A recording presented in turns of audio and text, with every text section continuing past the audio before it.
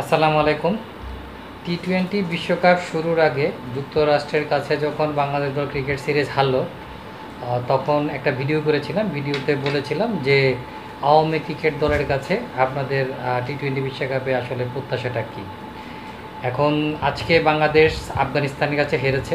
আওয়ামী লীগের এমপি যথারীতি তার দাপটশালী পারফরমেন্স করেছে, অর্থাৎ হু কেয়ার্স, কে তার কী ছিঁড়বে, সে তার মতো করে পারফরমেন্স করেছে। সে জাতীয় দলে আবারও খেলবে।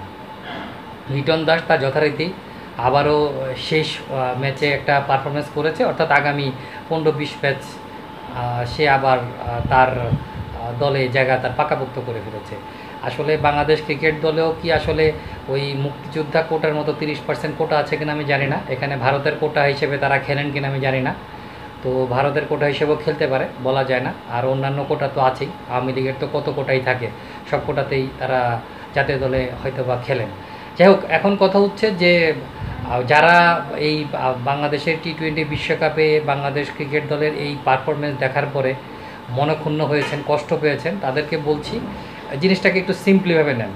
আওয়ামী লীগের ক্রিকেট দল কী খেললো না খেললো ভুলে যান। আওয়ামী লীগ সরকার যেমন আপনাকে আমরা যেমন বাংলাদেশের মানুষ যেমন আওয়ামী লীগ সরকারের কোনো কিছু ছিটতে পারি না, এই ক্রিকেট দলের আমরা কেউ কোনো কিছু ছিটতে পারবো না।